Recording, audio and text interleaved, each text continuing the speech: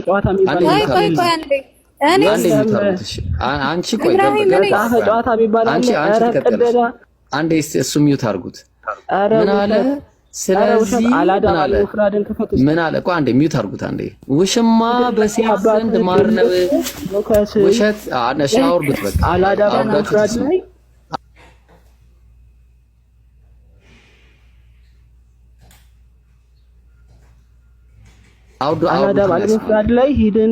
አውርዱትና ይስማ። በቃ አንዴ ውረድና ይስማ።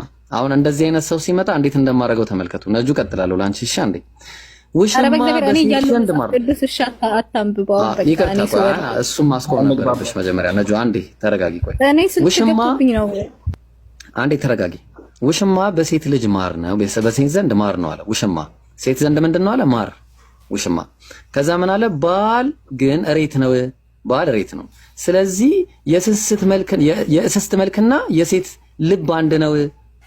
የሴት ልብና የእስስት መልክ አንድ ነው አለ። ሁለቱም አንድ አይነት ናቸው፣ እስስት ናቸው እያለ ነው። ላንቺ አይደለም። እሺ ይቅርታት እንግዲህ ምንም ማድረግ አልችልም። አሁን እንደዚህ አይነት ሰው ሲገባ እንዲህ ነው የምናደርገው። እሺ እሷ ከፈለግሽ ነይ ግቢና ይመለስልሻል። አንቺ ምን ነው ቢሉ ወዲያውኑ ይለዋወጣልና አለ። ወዲያውኑ ይለዋወጣል፣ ልባቸው ይለዋወጣል እያለ ነው። እሺ እንደዚህ አይነት ነገር ስትፈልጉ ኑ እኔ ጋር ተመለስና ማለት ነው። ስለዚህ አሁን ምን አለ? ስለ ሴት ሲያወራ ማለት ነው።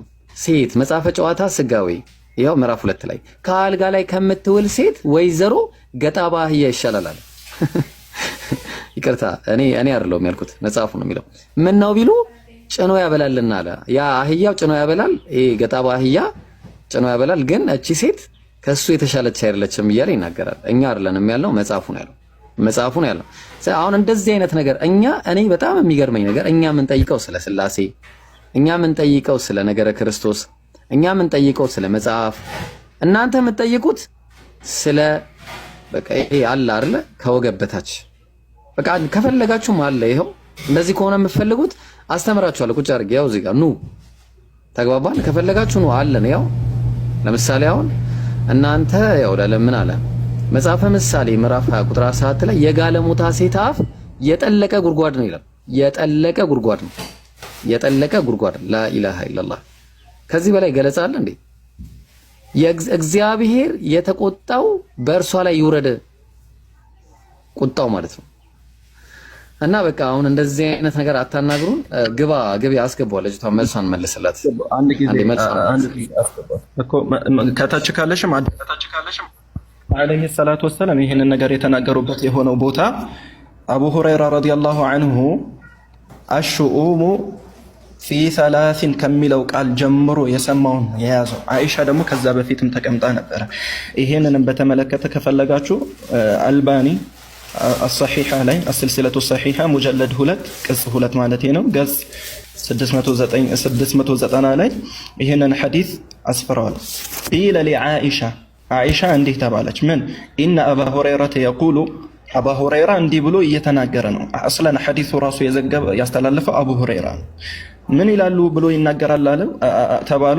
አይሻ ረዲየላሁ ዐንሃ قال رسول الله صلى الله عليه وسلم الشؤم في ثلاث في الدار والمرأة والفرس። ይሄ ሹኡም የሚባለው እድለቢስነት የሚባለው ነገር በሶስት ነገር ላይ ነው ያለው። በቤት ላይ በሴት ላይና በፈረስ ላይ ነው ብሎ ይናገራል ከነብዩ ሰለላሁ ዐለይሂ ወሰለም። ይሄን ነው ተባሉ። አይሻ እዚህን ጊዜ ምን አለች?